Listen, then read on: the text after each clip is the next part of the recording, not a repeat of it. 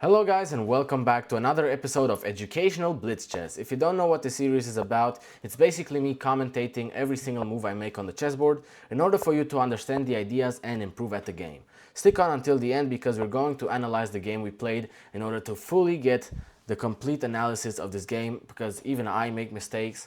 And today we are going to play an Indian game. Here I like to play this setup now. As you know, if you probably watch my shows and you probably watch my episodes, I like to play the Benoni. But here I decided to play something else, and I'm just going to castle now. If he ever takes, I'm going to take back with the bishop and we regain control of the center. That's basically the idea. And now after takes, if he ever takes, we're going to double his pawns, which he doesn't really, or the opponent doesn't really want. So first of all, triple his pawns, I'm sorry. So let's see if our opponent does something. Okay, he moved, obviously developing the bishop. I mouse slipped, by the way, but it wasn't a bad move, luckily. And we could look for something like queen to a5, targeting this pawn. But I think I'm just going to play the move d5, trying to get a strong center here, and it's probably fine enough.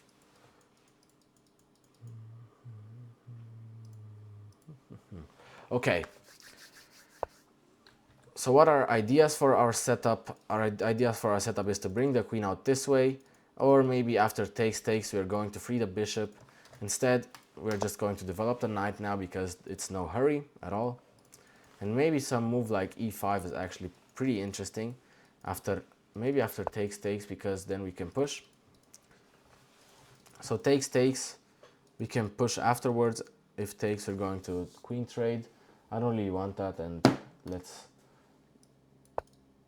play like this. And now e5 looks like an interesting idea. I'm not sure if it's accurate enough, but it seems like a valid move.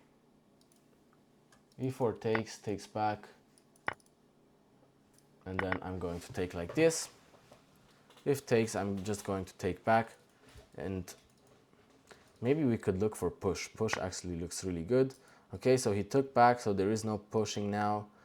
I'm just going to take, and maybe he attacks us. This I'm just going to take probably, and look to develop the bishop. But here we're just going to drop all the way back. But let's see what our opponent does. Okay, so we drop all the way back as we've just discussed, and hopefully we're going to get some long-term pressure over here, as well as him placing his bishop over here, which is probably going to be annoying for him over a longer period of time. And yeah, I'm actually predicting every single move that he makes right now. I'm just going to push over here, attacking his bishop, and the square he's going to place it on is probably going to be a bit awkward no matter what. If he goes over here, I'm just going to push, and both these bishops are going to be imprisoned, and this is really just a beautiful game. And over here, the same problem. I'm going to push, and I'm going to trade off the bishop. Okay, the trade doesn't happen, but I'm just going to develop my bishop now and try to target the enemy king. And let's see what the opponent does now. Okay, the opponent decided to blunder a pawn in one move and at the same time give us a skewer. And this is probably going to be our game. And at 1856 ELO, this is impressive.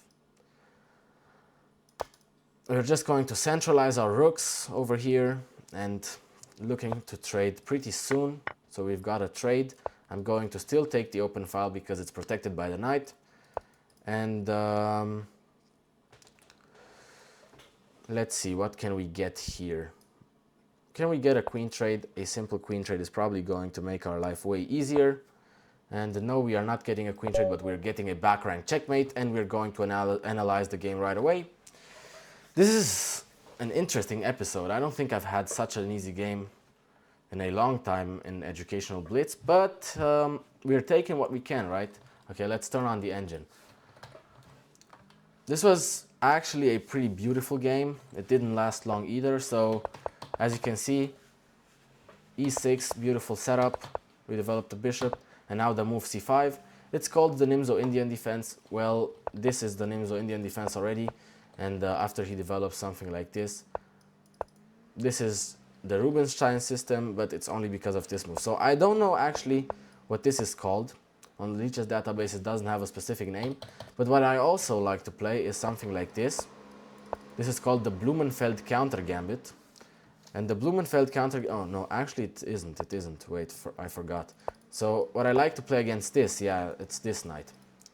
I like to play this, and after push, this is the Blumenfeld counter gambit, and it's actually a name I've come up for another variation, and I realized, wait, there is a Blumenfeld counter gambit as well. But yeah, that's a story for another time. Let's see how accurately we played.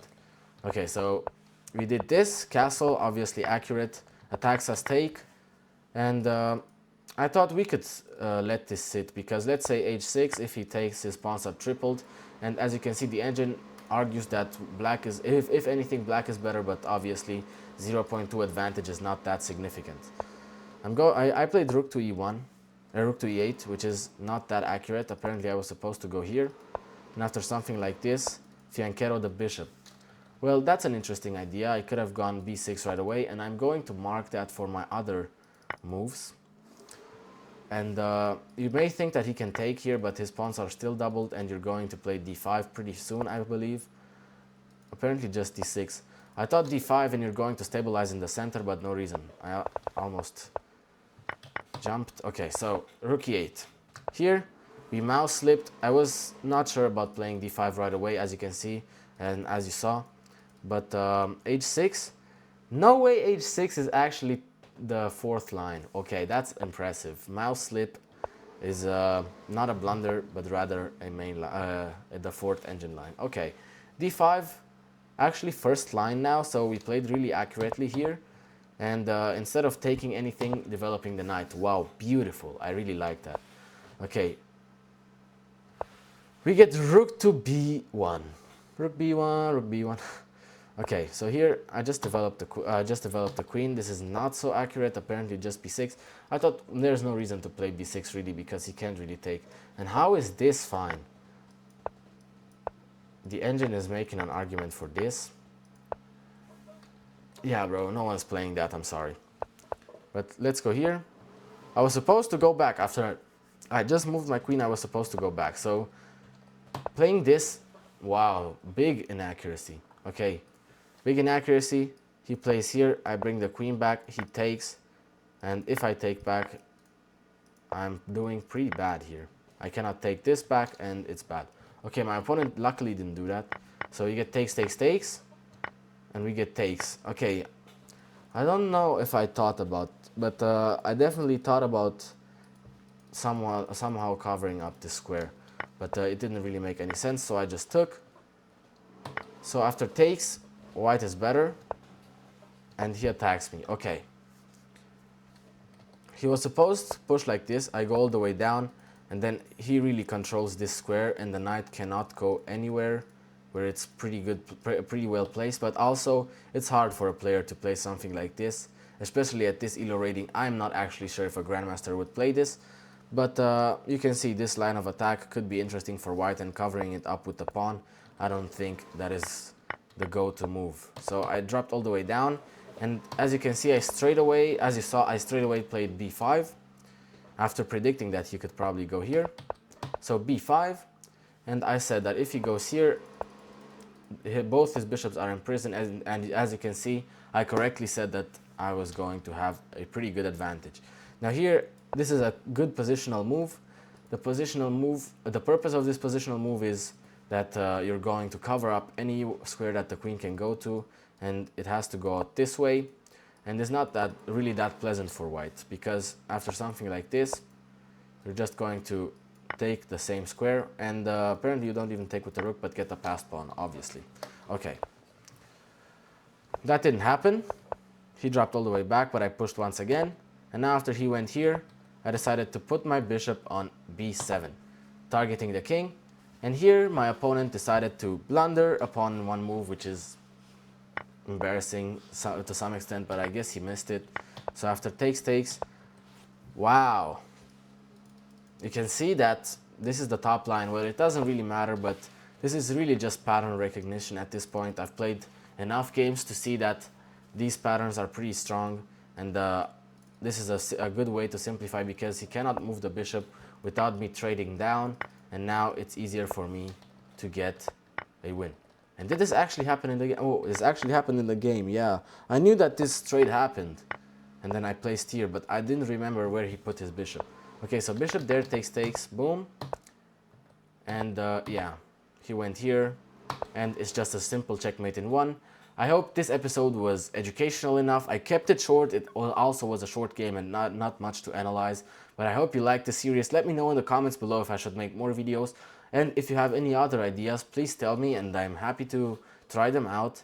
And yeah, don't forget to subscribe to the channel, leave a like, and check out the link in the description for the best chess products. See you next time.